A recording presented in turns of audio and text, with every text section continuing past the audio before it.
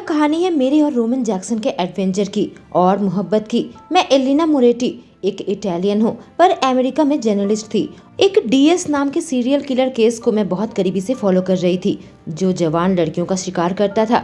जब उसकी रिपोर्ट मैंने अपने बॉस को दी, उसने उसे कचरा बताया। मैं गुस्सा हो गई और उन्होंने मुझे काम से निकाल दिया। नया काम पाने के लिए इंटरव्यू दी तो वह इस केस की और सबूत मांग रहे थे। नौकरी पाने के लिए मैं केस में डूबती चली गई और फिर FBI agent handsome Roman Jackson से मेरी मुलाकात हुई। हालांकि उसने मेरी कोई मदद नहीं की थी और केस को गोपनीय रखा, पर मैं उसका पीछा करने लगी। पर उस सीरियल किलर की नज़र मुझ पर पड़ गई और उसने मुझे एक जान से मारने की धमकी का नोट और मेरी क्राइम सीन में छानबीन दौरान ली गई तस्वीर भेजी। जैसे ही मैं उसका टारगेट बनी, रोमन जैक्सन मुझे अपनी हिफाजत में ले लिया। वह लुइसियाना के एक अपार्टमेंट में मुझे लेकर आया, जहां उसकी टीम के साथ मैं सुरक्षित रहूंगी। उसकी टीम के 4 लोगों को मैं देखी, जो काफी कंफ्यूजन के साथ मुझे देखने लगे। एक आदमी था जो देखकर अबाक नहीं हुआ था। उन सब से मेरा परिचय करवाया। जो आदमी मुझे खुशी खुशी देख रहा था, उसका नाम मैक है, रोमन का पार्टनर। दूसरा पीयूष और विकास। एक लड़की थी क्लोई, जो कि अभी ट्रेनिंग पीरियड में है। सबसे मिलकर मुझे खुशी हुई। मेरा नाम एलिना है, मैं मुस्कुराकर कही। हम काउच में बैठे। मैं रूखा बर्ताव नहीं करना चाहता, पर एलिना यहाँ पर क्या कर रही है? हम पब्लिक के सामने खुद को जाहिर नहीं करते। पीयूष काफी कंफ्यूजन के साथ त्योरी चढ़ाई जब वो मुझे और रोमन को देख रहा था। शुक्रगुजार हूँ, रोमन ने सब कुछ समझाया। पूरी टीम मुझे बहुत ही मनोरंजन के साथ देखने लगी। चेहरे पर एक बड़ी सी मुस्कान लाई, जैसे कि मैक के चेहरे पर थी, जिससे रोमन और गुस्सा हो गया। मैंने उन्हें उस धमकी के बारे में नहीं बताया जो मुझे आज मिली थी। उसे पहले इस बारे में अपने सुपरवाइजर से बात करनी पड़ेगी। साइट में जाना होगा और ज्यादा जानकारी निकालना होगा उन लड़कियों के बारे में। रोमन ने कहा, एक लड़की उसकी एक्स और बाकी दोनों लड़कियां से वह डेट कर रहा था। मैं अचानक से कही, जब मुझे अपनी नोट याद आई। तुम्हें कैसे पता चला? विकास ने मुझसे पूछा। स्कूल मेमोरियन से लोग बातें कर रहे थे, मैंने कहा। रोमन की आंखों में देखी और जानकारी देने लगी। तुम साइट के करीब नहीं गई हो क्या?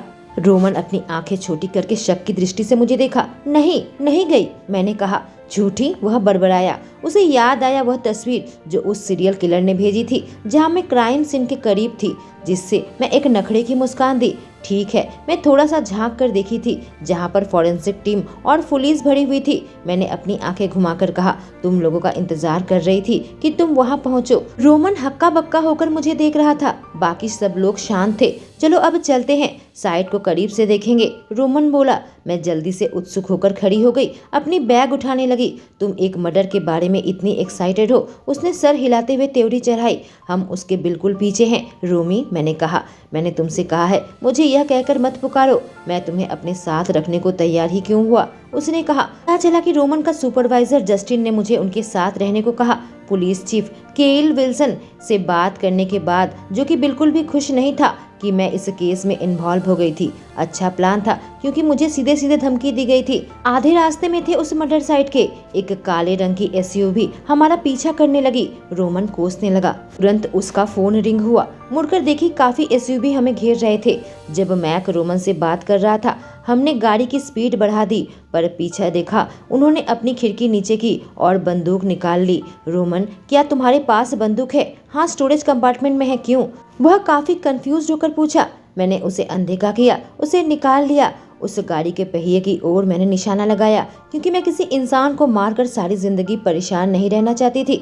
गुस्से से रोमन कोसने लगा, जो मेरे बगल में बैठा हुआ था। मैंने गोली चलाना शुरू किया और सफल हुई। मैंने देखा क्लोई, विकास और पीयूष भी वही कर रहा था अपने कार से। इससे पहले कि मैं अंदर जाती, जब उसने वापस से गोली चलाई। एलिना, रुक जाओ, इससे पहले कि तुम्हारी मौत हो जाए, रोमन चिल्लाया, जैसे कि कोई पागल हो। अपनी आंखें रोड पर रखो, मैं चिल्लाई। इससे पहले कि दूसरी गाड़ी के ऊपर मैं गोली चलाती, जो हमारे करीब आ रहे थे। मैं और क्लोई मिलकर उस गाड़ी को रोकने में सफल रहे। अपना बैलेंस खो बैठी और सीट में गिरी।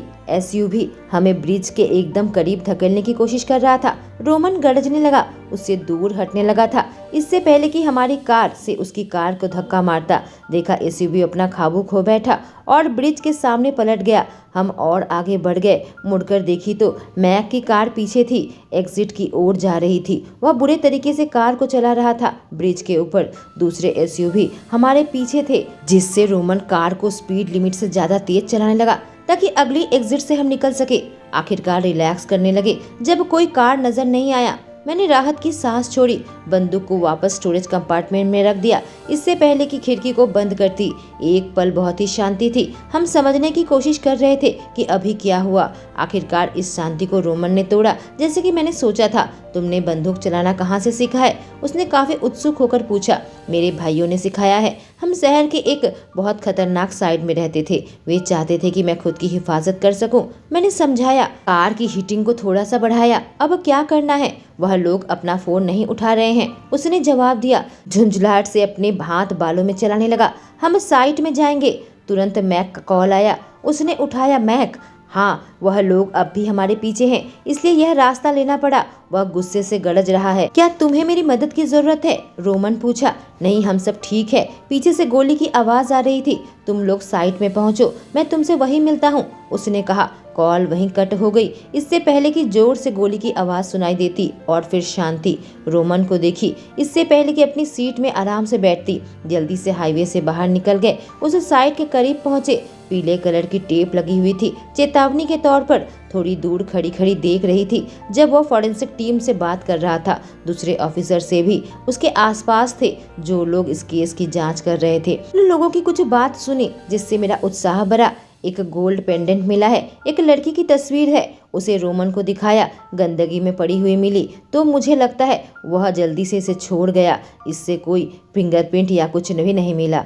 वह धीरे धीरे बड़बड़ा रहे थे। डीएस के पास एक लॉकेट थी, इसमें एक लड़की की तस्वीर है। सांस छोड़ते हुए इधर उधर देखी। मैक नजर नहीं आया। वह लोग अभी नहीं आए हैं, मैंने रोमन से कहा जब वो मेरे पास चलकर आया। वह इधर उधर देखा, इससे पहले कि फोन उठाकर उन्हें कॉल करता। किसी ने भी फोन नहीं उठाया। गाड़ी का ट्रैकर भी काम नहीं कर रहा था। उसने झुंझलाहट से सांस छोड़ी। मुझे मैक को अनदेखा नहीं करना चाहिए था, उसने कहा।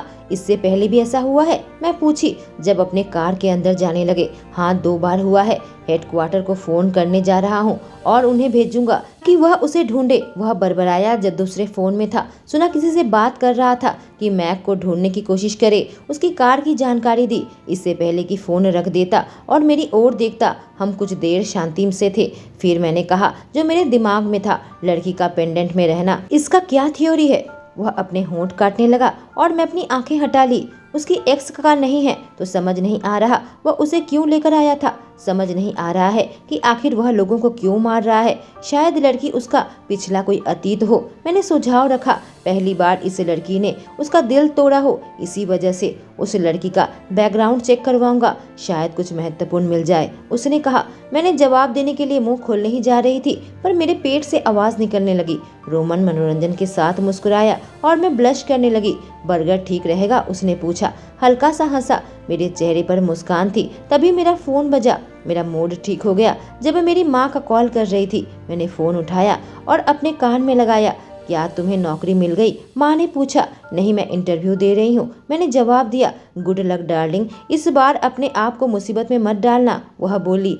माँ, मैं एक एंजल हूँ, मैं मुसीबत के पीछे नहीं जाती, मुसीबत मुझे ढूंढ लेती है, मैंने कहा। थोड़ी देर बात करने के बाद हम फोन रख दिए। रोमन मुझे देख रहा था। सब ठीक है? उसने पूछा। हाँ, मेरी माँ थी, हमेशा की तरह मुझे देख रही थी और चेतावनी दे रही थी कि मैं मुसीबत में ना पड़ूं।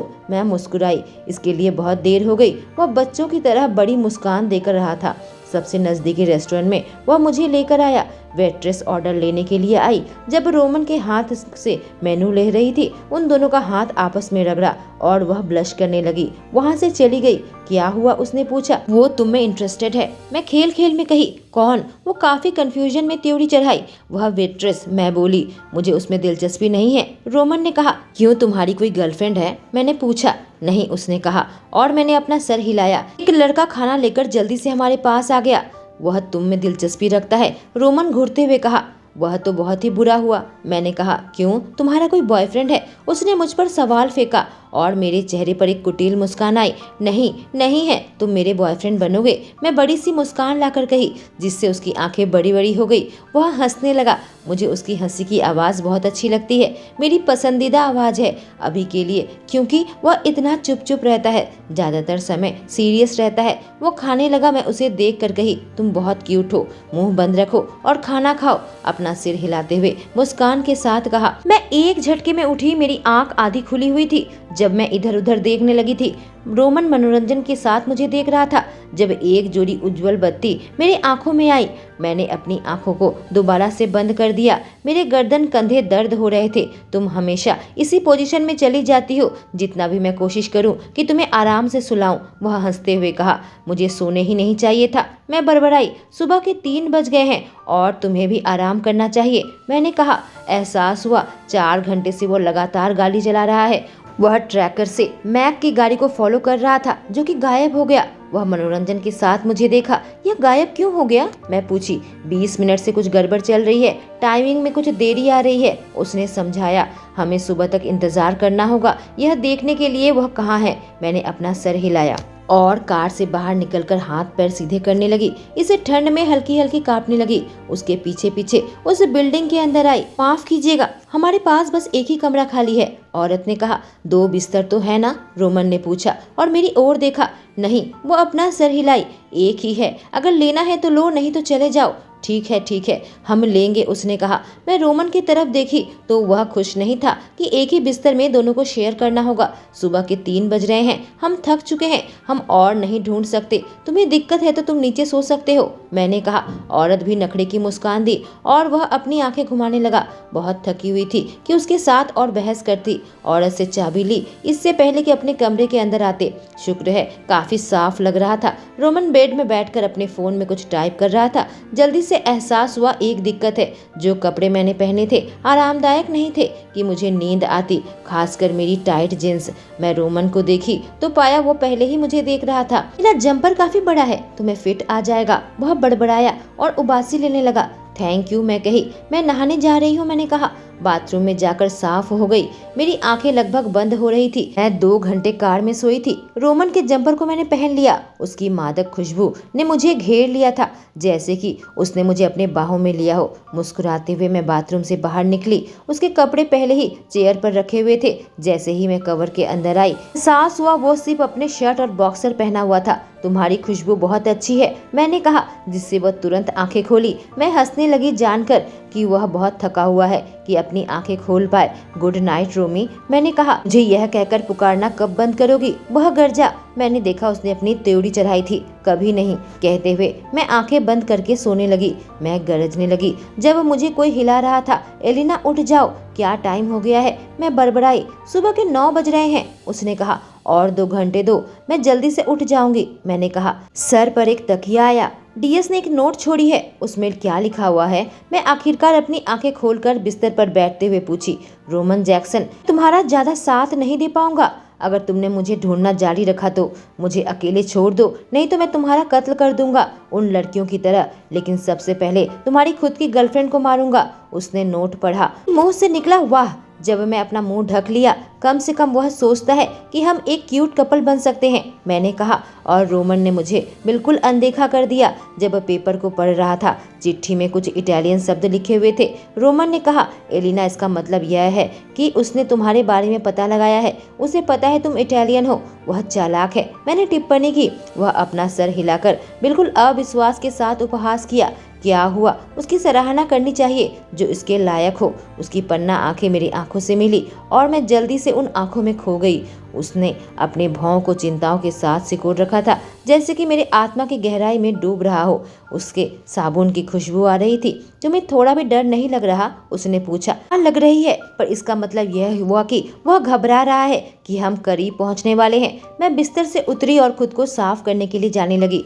मुड़कर देखी तो उसकी आंखें मेरे खुले पैर में दौड़ रही थी। कुछ अनजाने भाव थे। अपने होंठ काटते हुए जल्दी से बाथरूम के अंदर गई, ब्रश किया और कल के ही कपड़े पहन लिए। अब कहाँ जाना है, मैं बाथरूम से निकलकर कही जब अपना सामान इकट्ठा करने लगी। वह लोग लुइजियाना से थोड़ा बाहर हैं, उम्मीद करता हूँ वो ज्यादा दूर नहीं है, उसने कहा। हम शुक्रगुजार हैं कि हमारे पीछे कोई नहीं है, बस हमें नोट मिला है, जबकि बाकी साथियों को पीछा करके भगाया गया। मैं त्योरी चढ़ाई। उन लोगों से पहले छुटकारा पाना चाहता है, रोमन ने कहा। मजेदार बात है, कितना वक्त लगेगा आउटस्कर्ट्स तक पहुंचने में? मैंने पूछा। कुछ घंटे लगेंगे, वह मनोरंजन के साथ कहा। हे, क्या मैं ड्राइव कर सकती हूँ? मैंने पूछा। उसने अपना माथा हिलाया। कम ऑन रोमन, कुछ घंटे कैसे बिताऊंगी? मैंने पूछा। तुम्हारे पास इंश्योरेंस नहीं है क्या? तुम पागल हो गई हो? उसने कहा। पर मेरे पास लाइसेंस है और कौन हमें पकड़ेगा? बेवकूफ, अंदर घुसो, वह कुटिल मुस्कान देते हुए कहा। पूरी ड्राइव के बाद तुम अपना बाल नोचोगे, मैं वादा करती हूँ, मैंने कहा। इससे पहले कि बैठकर अपने सीट बेल्ट लगाती, विश्वास करो तुम्हारे साथ हर वक्त मुझे ऐसा ही महसूस होता है, वह बड़बड़ाया। इससे पहले कि गाड़ी को शुरू करता, मैंने जोर से उसके बाजू को मारा। जल्दी से मुख्य सड़क तक आ गया। कार में बोर हो रहे थे तो माई स्पाई गेम खेलने लगे। ऐसे ही समय बीत गया। 1.5 घंटे के बाद हम खाने के लिए रुके और फिर मेन रोड में आ गए। मुझे मुश्किल हो रही थी कि मैं अपनी आंखें खुली रखूं, क्योंकि मैंने बहुत ज्यादा खाना खा लिया। अब मुझे आलसीपन लग रहा था। तुम थोड़ा सीट पीछे करके सोना चाहोगे? रोमन ने पूछा और मैंने अपना सर हिलाया। मुझे नहीं लगता यह अच्छा आइडिया है। क्या? क्यों? उसने त्योरी चढ़ाई। बिल्कुल कंफ्यूजन में था। इससे पहले कि रियर व्यू मिरर में देखकर गरजता, मुझे ले लो। बहुत बड़ी वैन और 3 कार हमारा पीछा कर रही थी। सामने वाला कंपार्टमेंट खोली और बंदूक निकाल ली, उसे लोड कर लिया और सेफ्टी पिन बंद कर दिया। हाँ, ले लूंगी, बस हम एक बार यहाँ से जिंदा बच जाए, मैंने कहा और वो अपनी आंखें घुमाने लगा। इससे पहले कि कार की स्पीड बढ़ाता, ध्यान रखना इस बार तुम्हें कवर करने के लिए कोई नहीं, जैसे पिछले बार था, उसने कहा। समझकर हाँ कहीं, इससे पहले कि खिड़की को नीचे करती और पीछे की गाड़ियों में गोली चलाती। जितनी बार उन लोगों ने गोली चलाई मैं अंदर आ गई। अब मैं चिड़चिड़ी होने लगी। मैं उनकी टायर को निशाना बनाया जो कि फट गई और उसके बगल की कार को धक्का मारा। संतुष्टि से मेरे होठों पर एक मुस्कान आई, पर देखा वह वैन और तेजी बढ़ा रही है, जिससे मैं त्योरी चढ़ाई। क्या तुम इससे तीव्र गति से नहीं चला सकते? मैं पूछी। नहीं, यही सबसे अधिक स्पीड है, उसने कहा जब हम ट्रैफिक के बीच में चला रहे थे। धक्का मार देगा, मैं कही। उसने झुंझलाहट के साथ सांस छोड़ी। इससे पहले कि एक पार्किंग लॉट के पास आते मेरी आंखें बड़ी बड़ी हो गई। मैंने डैशबोर्ड को पकड़ लिया। जब कार हमें पकड़ने को थी, हम लोग लगभग गिरने वाले थे। इससे पहले कि रोमन ने बैलेंस बनाया और आगे बढ़ गए, पर तीसरी कार हमारे साइड से टक्कर मारी। रोमन स्पीड बढ़ाकर मुसीबत से निकलने लगा। हमें निकलकर दौड़ना होगा, वह चिल्लाया इससे पहले कि अपनी सीट बेल्ट खोलता। मैंने अपना सर हिलाया और अपनी सीट बेल्ट को खोली। दरवाजा का हैंडल खोली। बाईं तरफ भागो, देखकर मैं अपना सर हिलाई इससे पहले कि हम दोनों गाड़ी से बाहर निकलते। किस्मत अच्छी थी कि पार्किंग लॉट बिल्कुल भरा हुआ था और एक आदमी जो अपने कार को लॉक करना भूल गया स्टोर के रास्ते जाने लगा। मैंने रोमन को देखकर चिल्लाया, इससे पहले कि वह भी पीछे पीछे गाड़ी की ओर आता। मैंने अपना बैग खोला और हंसने लगी, यह समझकर कि अब मैं क्या करने जा रही हूँ। ड्राइवर सीट में बैठ गई। इससे पहले कि हॉट वायर से कार स्टार्ट करती, मैं सांस छोड़ने लगी और रोमन पैसेंजर सीट में बैठ गया। उसके दरवाजा बंद करने का इंतजार भी नहीं किया। इससे पहले ही इंजन स्टार्ट की और स्पीड बढ़ाई। पार्किंग लॉट से निकलने लगी। हॉट वायर से कार कैसे चला ली, वह मुझे देखकर चिल्लाया जब उसकी आंखें बड़ी बड़ी हो गई। क्या मैंने तुम्हें बताया था कि मेरे भाई और मैं गलत तरीके से कार रेस करते थे जब हम छोटे थे? मैं वापस से चिल्लाई जब मैंने देखा कि वह कार और वैन हमारे पीछे पीछे आ रहे हैं पार्किंग लॉट की एग्जिट में। नहीं, उसने चिल्लाया। ओ ठीक है, हम ऐसा करते थे। मैं काफी खतरनाक तरीके से गाड़ी को दूसरे रोड में लेकर आई। क्या तुम भूल गई हो कि मैं FBI का पार्ट हूँ? उसने पूछा। मैं उसे देखी इससे पहले कि मुंह दबाकर हंसती। अगर मैं इस स्थिति से हमें बाहर निकालूं तो क्या तुम भूल जाओगे मैं तुमसे क्या कहा है? मैं पूछी। वह मुझे अपनी आंखें छोटी करके देखा और अंदर ही अंदर गरजने लगा। मैंने बहुत सारे कानून तोड़े हैं जब से मैं तुमसे मिला हूँ। तुम बिल्कुल एहसानमंद नहीं हो, बेकार आदमी, मैं तुम्हारी मदद कर रही हूँ, मैंने कहा। जब कुछ डस्टबिन को धक्का मारी, कोसने लगी। मैं तुमसे करने को नहीं कहा। उसने अपने बाजुओं को मोड़कर मुझे झाड़ लगाई। तुम्हें किस बेवकूफ ने गाड़ी चलाना सिखाया है? उसने कहा। क्या तुम चाहते हो कि हम जिंदा बच जाए? मैं उसे घूर कर देखने लगी। माल की ड्राइविंग स्किल की वजह से हमने उन्हें पीछे छोड़ दिया। 15 मिनट के अंदर ही बहुत बार अपना रास्ता बदला, जिससे वह लोग पीछे हो गए। मैं काफी गर्व के साथ बड़ी सी मुस्कान चेहरे पर लाई। आंखों के कोने से देखी तो रोमन अपना सर हिला रहा था। अभी दरवाजे के हैंडल को पकड़ कर रखा था और डैशबोर्ड भी, ताकि अपनी जिंदगी बचा सके। हम कहाँ पहुँच गए? मैं अचानक से पूछी जब कंफ्यूजन से अपनी त्योरी चढ़ाई। जब एहसास हुआ मुझे नहीं मालूम कहाँ जाना है। आउटस्कर्ट्स तक पहुँच गए हैं, वह बड़बड़ाया। रुक जाओ, हम दोनों को अपनी पोजीशन बदलनी है। Come on. मैं पाउट करने लगी। गाड़ी रोको, नहीं तो मैं तुम्हें फाइन करूंगा जब यह काम पूरा हो जाएगा, उसने चेतावनी दी। इससे मैंने स्पीड और बढ़ा दी। एलिना, मैं भगवान की कसम खाता हूँ दोबारा कभी नहीं रुकूंगा। जब तुम्हें भूख लगेगी, तुमने यह करना जारी रखा तो। मैंने तुरंत ब्रेक लगाई और गाड़ी सड़क पर रुक गई। अपनी आंखें घुमाया इससे पहले कि कार से उतरता। मैं पैसेंजर की सीट तक आ गई और सीट बेल्ट बांध ली। वह ड्राइवर सीट में फिर से बैठ गया। कार चलाने लगा। नहीं चल रही थी। मैं कंफ्यूजन में त्योड़ी चढ़ाई। बार बार स्टार्ट करने की कोशिश करने लगा। देखकर कहा, तुम्हें गैस टैंक को खाली कर दिया, इतना स्पीड लेकर। रिलैक्स करो, मैं पैसे दे दूंगी। मैंने कहा, ठीक है जाओ और गैस लेकर आओ। वो मजाक उड़ाते हुए कहा। जब आसपास देखी समझ में आया कि हम कहीं नहीं थे। शहर को 20 मिनट पहले ही छोड़ चुके थे। मैं गरजने लगी। देखा वो कार से बाहर निकलकर जोर से दरवाजा बंद किया, अपना बैग ली और उसके पीछे पीछे जाने लगी। जब खाली सड़क में हम चल रहे थे, एक घर नजर आया। मैंने अनुमान लगाया कि वो वहीं जा रहा है और कुछ भी नहीं था। हमने अपना रास्ता बनाया। उसने दरवाजे की घंटी बजाई। एक बूढ़ा आदमी दरवाजा खोला। माफ करना, आपको परेशान कर रही हूँ। क्या आपके पास गैस है? हमारा गैस खत्म हो गया है। मैं कार दिखाकर कही जो काफी दूरी पर खड़ा था। वह अपना सर हिलाया और हमें इंतजार करने को कहा। हम फ्यूल लेकर सामने आया और रोमन को पकड़ाया। मैंने उसे पैसे दिए। उसके बाद मैं काफी उज्जवल तरीके से मुस्कुराई, इससे पहले कि वहां से आती। Thank you. मैं कार के पास आई और वह टैंक भरने लगा, इससे पहले कि हम रोड पर दोबारा से आते। 10 मिनट भी नहीं हुए थे, उसका फोन बजा और उसने कॉल को स्वीकार किया। जानी पहचानी आवाज गाड़ी में भर गई। राहत की सांस छोड़ी, सॉरी की पहुंच से बाहर हो गया। बेवकूफ लोग हमारी कार को खराब कर दिए थे और हमें इंतजार करना पड़ा एकदम सुनसान इलाके में, जब तक एजेंसी के लोग हमें एक नई गाड़ी दी। कोई बात नहीं, हमारे साथ भी वही परेशानी है। रोमन गरजने लगा और मुझे देखा। मैं बच्चों की तरह उसे जीप दिखाने लगी, जिससे वो हंसने लगा। हाय मैक, मैंने कहा। हे सुनहरे बालों वाली लड़की, रोमन तुम्हें बोर करके मार तो नहीं डाला ना? उसने पूछा।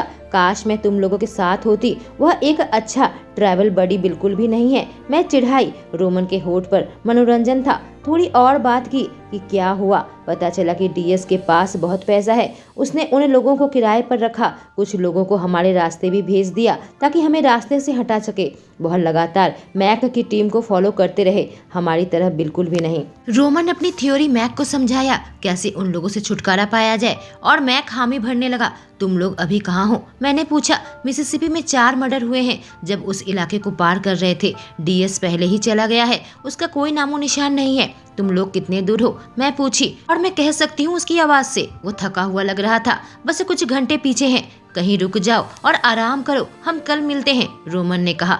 थोड़ा और बात किया इससे पहले कि वो फोन रखता और अपने बिस्तर पर जाता। अपने बाजुओं को मोड़कर खिड़की से डूबते हुए सूरज को देखने लगी। रात होने लगी थी। 2 घंटे के अंदर तारे निकल आए।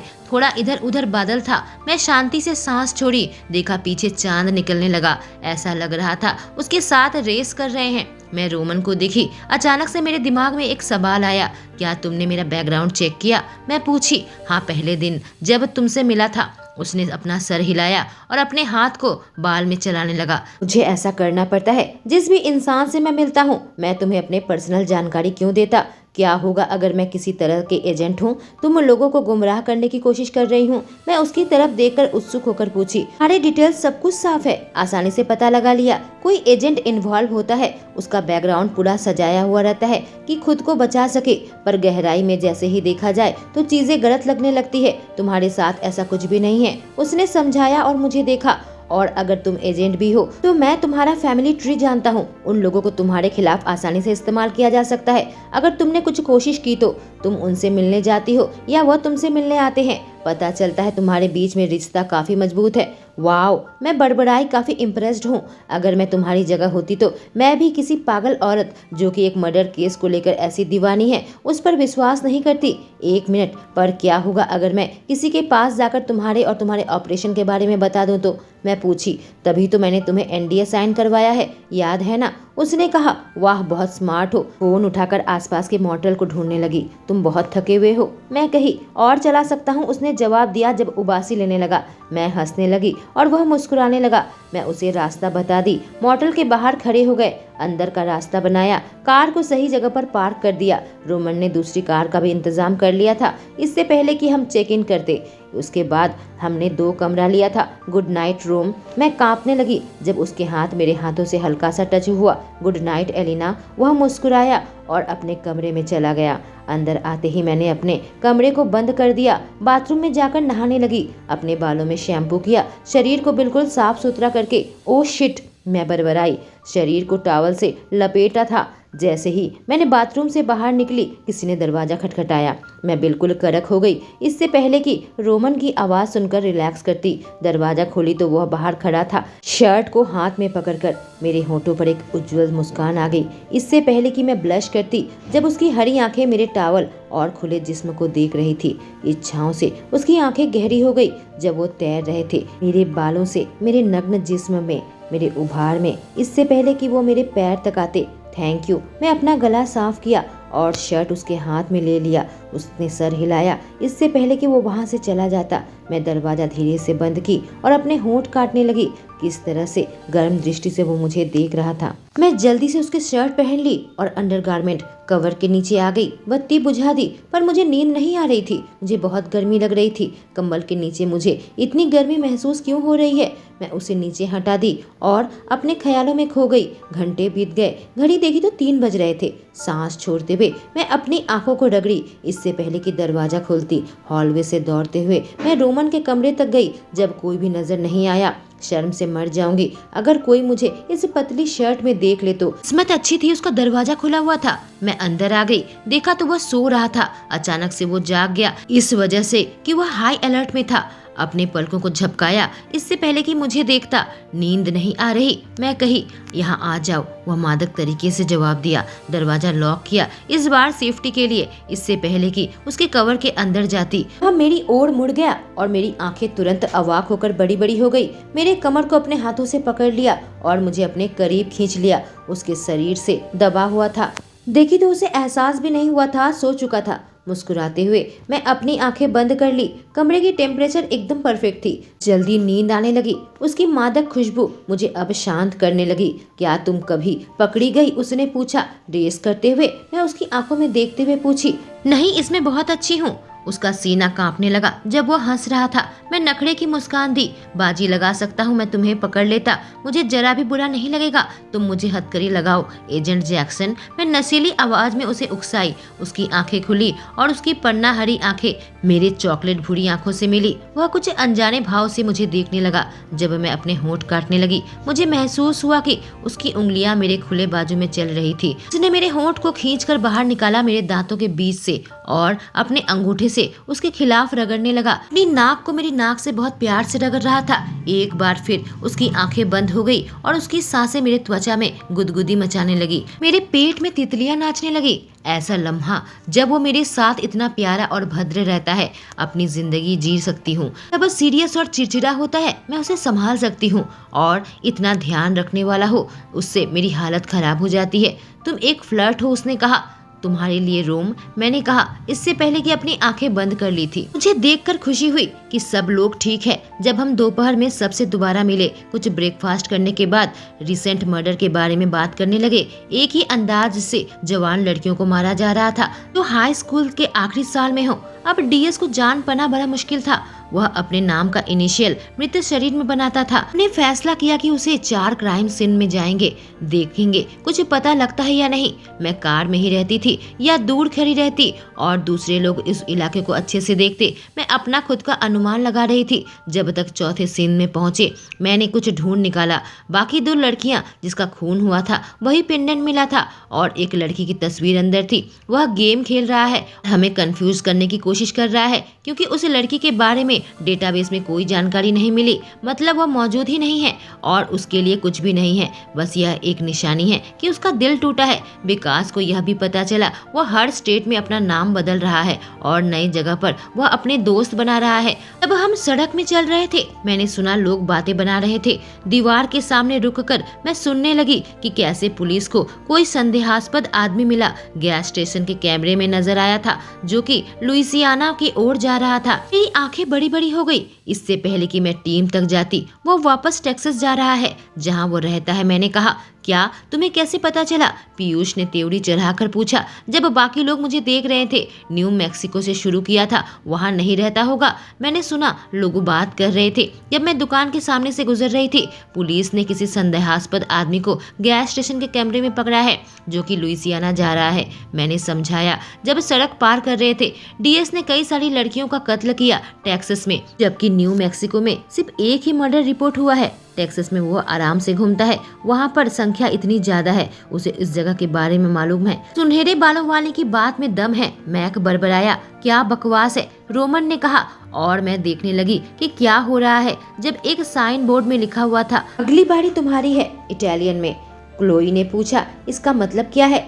यह मैं हूँ, मैंने कहा। मैं इटालियन हूँ। अपना हाथ ऊपर की। उसने पहले भी इटालियन शब्द नोट में छोड़े थे जब पहली बार उसने मॉर्टल में धमकी दी थी, रोमन ने समझाया। जब अपने उंगली को बालों में चला रहा था, उसने एलिना को पहले ही टारगेट बना लिया था, इससे पहले कि मैं उसे तुम लोगों से मिलवाता। उस दिन भी हमें एक और नोट मिला। रोमन बात पूरी की। और तुम्हें जरा भी फिक्र नहीं हो रही? पीयूष मुझसे पूछा, जैसे कि वह समझ नहीं पा रहा हो। मैं सांस छोड़ी और उस साइन बोर्ड को दोबारा से देखने लगी। एहसास हुआ वो खून से लिखा हुआ है। हाँ, मुझे चिंता होने लगेगी जैसे ही मुझे डोनेट मिलेगा। किसी को चाहिए क्या? मैंने कहा, जब एक बेकरी शॉप की ओर इशारा की। विकास और मैक मनोरंजन से मुस्कुरा रहे थे। क्लोई का मुंह खुला का खुला रह गया और पीयूष ने अपने चेहरे को हाथ से ढक लिया।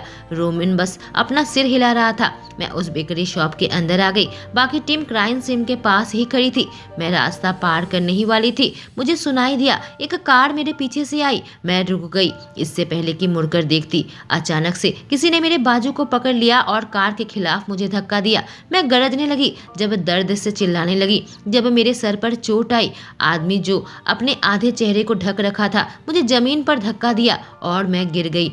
मेरी आंखों के सामने अंधेरा छाने लगा। जब मेरी आंखें बंद होने लगी, सुनाई दिया कार ने अपनी स्पीड बढ़ा ली। हवा में चीखने चिल्लाने की आवाज गूंजने लगी। इससे पहले कि उनके कदमों की आवाज मेरी ओर आती, मेरे माथे के दाहिनी ओर बहुत दर्द हो रहा था। मुझे एहसास हुआ कुछ गीला है, शायद वह खून था। इतनी जोर से मारा था कि मुझे तारे नजर आने लगे थे। मेरे सर में बेहद दर्द होने लगा। एलिना, एहसास हुआ किसी ने मुझे अपने करीब खींचा। इससे पहले कि वो हाथ मेरे गाल पर आते, मैं अपनी आंखें खोली तो रोमन का चिंता से भरा चेहरा देखा, इससे पहले कि मैं बेहोश हो जाती। दोस्तों, फिलहाल एलिना बेहोश हो चुकी है, पर आगे की कहानी और रोमांटिक होने जा रहा है। इसके पिछले एपिसोड मैं कमेंट सेक्शन में पिन कर दूंगी। जैक्सन सीरीज की राइडर और इला और हंटर और जोई की कहानी मैं पहले ही पोस्ट कर चुकी हूँ। आप चाहे तो प्लेलिस्ट में जाकर सुन सकते हैं। Thank you.